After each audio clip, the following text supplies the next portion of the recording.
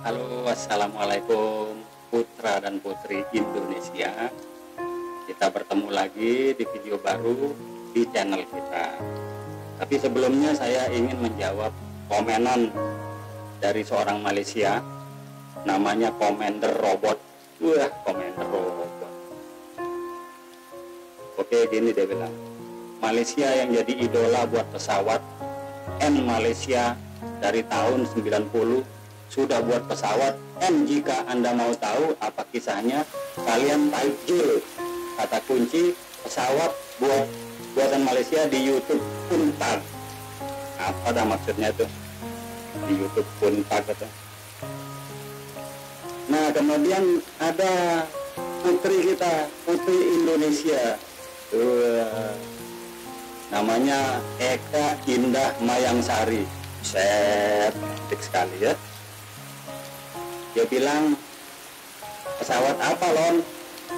Proton saja koalisi dengan Cina. Buat kapal laut saja mangkrak. Lalu kok ketinggian. Bagaimana kapal laut Maharaja Lele? Emangnya pecel lele? Aduh, malon. Nah ini terus saya jawab Mbak Eka-nya. Wah kakak kejam amat sindiran Jeng Eka. Dia jawab lagi. Gua sudah kasih kata kunci sama lu. Nih kata kunci. Pesawat buatan Malaysia. Type aja di YouTube and bisa hadir tuh video. Waduh. Karena saya penasaran bagaimana sih model pesawat kebanggaannya. Oke, coba kita lihat videonya. Sudah saya ambil dari beberapa sumber. Nanti saya bandingkan dengan teknologi kita. Oke, kita mulai videonya. Kita lihat pesawat apa yang diciptakan oleh Malaysia. Berpandukan sedikit maklumat berkaitan penghasilan pesawat pertama Malaysia, Astro Awani terbang ke Subang bagi melihat sendiri usaha yang bakal tercatat dalam tinta sejarah negara. Lokasinya benar-benar strategik, betul-betul di hub aero angkasa negara, kawasan yang akan terus pesat membangun dengan penerokaan idea dan teknologi baharu. Kalau tahun 1985 dulu, Malaysia berbangga dengan lahirnya Proton Saga. Selepas ini Malaysia lebih berbangga juga dengan Heron 8, pesawat ringan ciptaan Malaysia. Kita lihat. Pembinaan Heron 8 adalah hasil usaha syarikat tempatan Delta Aerospace. Ntar dulu. Kita lihat pesawatnya. Oh, ini pesawat yang bisa diciptakan Malaysia. Ini mah pesawat penyedot tai. Di Indonesia namanya pesawat layang-layang. Aduh ya Allah, ini yang dibanggain ini. Coba kita lanjut nih. Delta Aerospace yang sejak beberapa tahun lepas terlibat aktif dalam industri aeroangkasa. Ketua Pegawai Eksekutifnya Michael E. Roach berkata Heron 8 merupakan seaplane yang mampu memuatkan 6 penumpang dan 2 juruterbang pada satu masa. Malaysia pernah mencipta dan mengeluarkan pesawat buatannya pada tahun 1991. Pesawat jenis Eagle XPS adalah ciptaan sepasukan anak Malaysia dengan bantuan dari Australia. Lebih menarik bukan satu tetapi 66 buah pesawat meliputi pelbagai jenis berjaya dihasilkan. Siapakah mereka di sebalik kejayaan itu mewarnai segmen Potret Inspirasi. Bangsa Langkawi 5 yang pertama iaitu pada tahun 1991 menjadi saksi pesawat jenis Eagle rekaan mereka diterbangkan yang kemudiannya merentasi ruang udara sehingga pelosok dunia, antaranya Australia, New Zealand. Oke, tar dulu. Kita balik ya sebentar. Nah ini. Ini pesawat andalannya nih. Ini mah pesawat tai, cocok dipakai untuk nyedot tai, dan nanti dikirimnya ke perumahan-perumahan. Lihat namanya, oh tai. Jadi kalau orang manggil, oh tai, dia datang untuk nyedot tai. Malaysia ngebanggain pesawat. Aduh ya Allah. Nah, sekarang kita coba video Indonesia ya, untuk teknologi pesawat kita bagaimana, kita ikuti. Dalam eksibisi Langkawi International Maritime and Aerospace atau LIMA 2019, pesawat buatan perusahaan BUMN PT DI turut dipamerkan. Pesawat kita dipakai tentara Malaysia. Wow, hebat. Pesawat jenis CN235 terpajang di area pameran pesawat Langkawi International Maritime and Aerospace. Ini baru pesawat 2019. Pesawat ini milik Tentara Udara di Raja Malaysia yang biasanya digunakan untuk keperluan pengangkutan penumpang personel militer. Pesawat ini juga bisa digunakan para tentara untuk melakukan terjun payung. Selain dari pintu samping, nantinya para penerjun Royal Malaysian Air Force juga dapat keluar melalui bagian belakang pesawat ini. Nantinya ketika di udara, bagian ini bisa terbuka dan mereka akan melompat dari posisi tempat saya berdiri. Ini pesawat bikinan kita ya. Sebelum tiba di Langkawi, pesawat ini telah melewati tahap perbaikan sistem kabel di Kuching, Malaysia. Perawatan pesawat ini merupakan bagian dari layanan Purna Jua yang diberikan perusahaan BUMN PT Dirgantara Indonesia.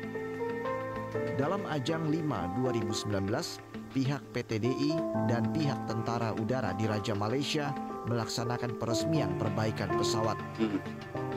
Panglima Tentara Udara Malaysia, Jenderal Tan Sri Dato Sri H.J. Afendi menyatakan kerjasama dengan PT DI akan terus berlanjut. Dengar ya? Sementara Presiden Direktur PT DI, Komander Robot, dengar. Guntoro, memaparkan tentang layanan yang menjadikan pesawat produksi PT DI ini masih bisa dipakai sejak dibeli tahun 1999.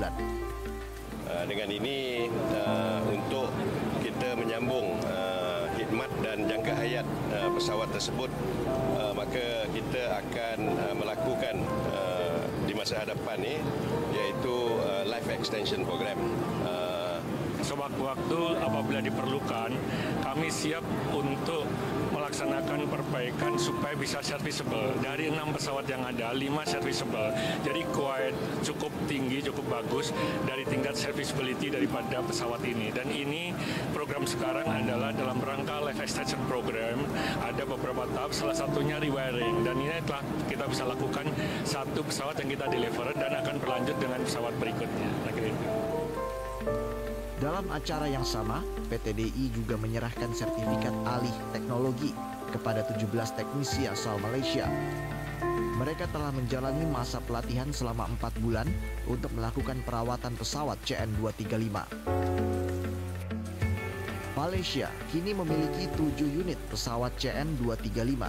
Selain Malaysia, Korea Selatan, Pakistan, Brunei Darussalam hingga Senegal juga memiliki pesawat CN235 dengan berbagai konfigurasi. Jadi pesawat kita sudah dikirim kemana-mana ya, sampai ada Senegal beli sama kita, Malaysia, Brunei, semua beli sama kita. Lanjut. Dari Langkawi, Malaysia, Reza Ardiansyah, Metro TV. Wah. Ini pesawat militer ini. Mantap.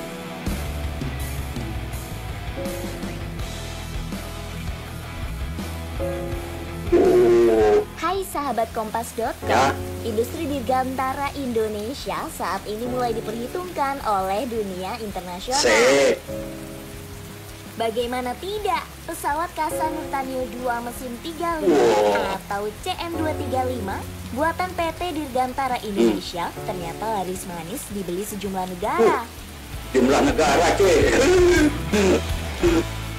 Sejak mulai diproduksi pada tahun 1983, sekitar 20 negara telah memesan pesawat ini. Salah satunya adalah US Coast Guard atau penjaga pantai Amerika Serikat yang menggunakannya untuk patroli maritim. Ntar dulu, penjaga pantai Amerika Serikat untuk melakukan operasi maritim. Tuh, hebatnya pesawat kita. Bukan hanya Amerika saja, sahabat Kompas.com.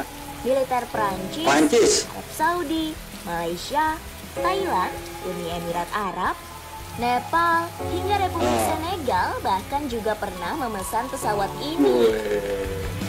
Hebat. Selain populer di luar negeri, Kementerian Pertahanan RI sendiri juga telah memesan 10 unit pesawat CN-235 Ini untuk kita pakai di sendiri. dalam negeri.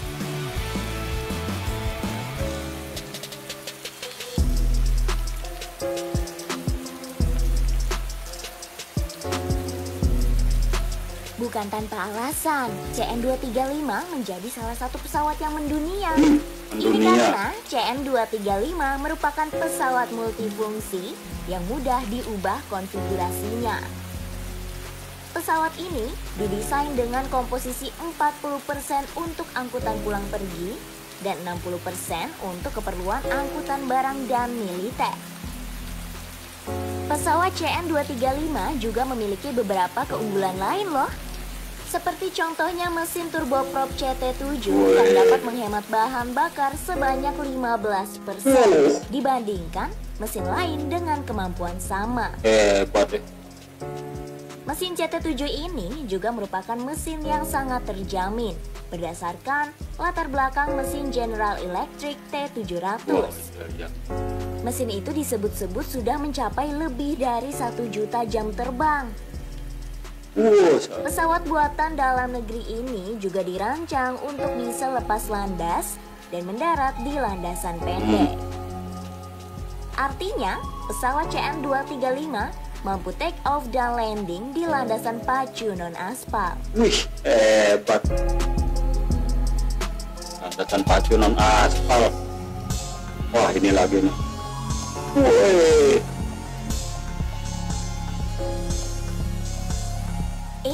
Gak cuma itu, CN-235 juga dilengkapi sejumlah fitur andalan loh, sahabat Kompas.com. Salah satunya yakni mampu menampung 49 tentara atau 34 pasukan terjun payung. Dan yang tak kalah penting, pemakaian bahan bakar pada pesawat CN-235 juga relatif ekonomis loh, sahabat Kompas.com. Selain itu, performa CN-235 juga dinilai paling sukses di kelasnya. Meski memiliki banyak fitur unggulan, CN-235 diklaim tak membutuhkan perawatan yang sulit. Pesawat ini mampu menampung beban maksimal sebanyak 5.200 kg. Namun, kecepatan jelajah pesawat ini juga dinilai cukup bersaing, sahabat Kompas.com. Yakni mencapai angka maksimal 237 knots loh. Pesawat ini juga mampu terbang dengan jarak maksimal 2.293 nautical mile atau mil laut. Sejauh ini, PTDI memiliki 3 jenis pesawat CN-235 untuk yang versi 220. Mulai dari CN-235-220 Civil, CN-235-220 Military Transport, dan CN-235-220 Special Mission. Pesawat ini juga memiliki beberapa tipe. Untuk tipe angkut, pesawat ini dinilai mudah diubah konfigurasinya. Sementara dalam keperluan militer, pesawat CN-235-220 cocok digunakan untuk penerjunan pasukan. Oh ya, PTDI telah membuat 18 unit pesawat tipe CN-235-220 MPA loh, sahabat Kompas.com. 9 unit diantaranya digunakan oleh Turki, 4 dipakai Korea, dan sisanya untuk TNI Angkatan Udara dan TNI Angkatan Laut. Kita pakai sendiri. Nantinya, pesawat ini akan dibekali dengan roket untuk dipergunakan saat personel sedang berpatroli.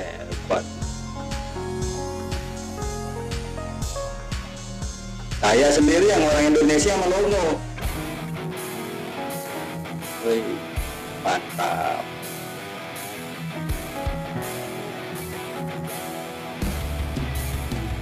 Prototipe pesawat CN-235 dibuat pada tahun 1983 dan diberi nama Tetuko oleh Presiden Soeharto. Sementara itu, CASA memberi nama Elena untuk prototipe pertama pesawat jenis ini. Pesawat CN-235 adalah pengembangan dari pesawat C-212 Aviocar. Sejak diproduksi pertama kali hingga saat ini, Ada beberapa versi keluaran pesawat CN235 loh. Seperti contohnya CN235 versi 10 dan versi 100 pada tahun 1986. Kemudian versi 110 dan 220 yang merupakan perbaikan CN235. Nah, sejauh ini sudah lebih dari 300 unit pesawat CN235 dari berbagai versi telah diproduksi. 300. Hebat bener sih Indonesia. Itu tadi ulasan terkait pesawat CN235, sahabat Kompas. Terima kasih. Jernih melihat dunia. Siap. Hebat Indonesia. Ini lagi nih. Semakin maju dan konsisten go internasional. Pesawat buatan dalam negeri sudah diekspor ke Thailand sampai Uni Eropa. Gila. Produksi alutsista dalam negeri makin bisa diandalkan. Tidak hanya digunakan menjadi alat pertahanan dalam negeri, tapi juga sampai luar negeri. Hal ini terlihat dari tren ekspor alutsista buatan produsen Indonesia yang dijual sampai global. PT Dirgantara Indonesia atau PTDI misalnya telah mengekspor pesawat ke sejumlah negara. Di tahun ini saja, PTDI mengekspor pesawat terbang NJ2121 untuk Department of Royal Rainmaking and Agricultural Aviation Thailand. Adapun pesawat NJ2121 dikerjakan oleh PTDI, jenis CN23522 Maritime Patrol Aircraft untuk Angkatan Udara Senegal. Ini artinya Senegal sudah memesan 3 kali pesawat produksi PTDI.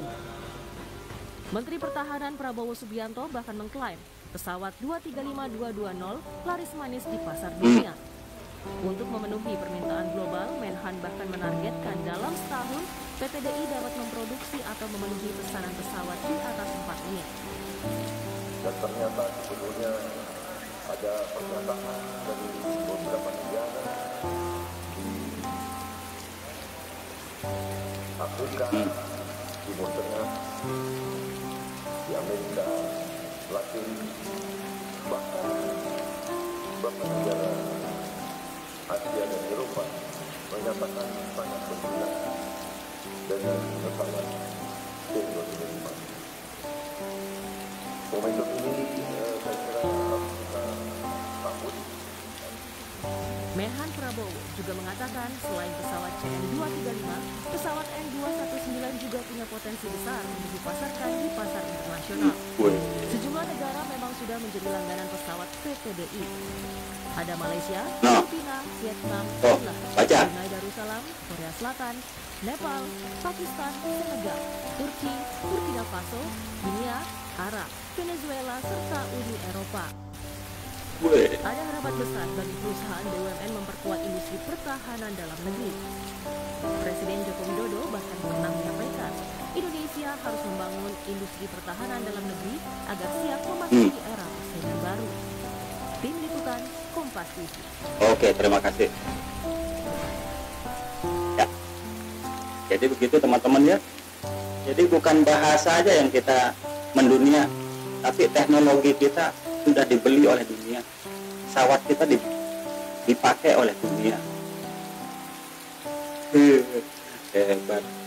Si Commander Robot saya pikir benar Malaysia bisa bikin pesawat. Pesawat yang dibikin begitu. Itu mah pesawat penyedot tai. Kasihan Commander Robot. Oke teman-teman, coba kasih tahu orang Malaysia bagaimana kemajuan yang kita sudah capai di kolom komentar. Terima kasih atas sudah menonton.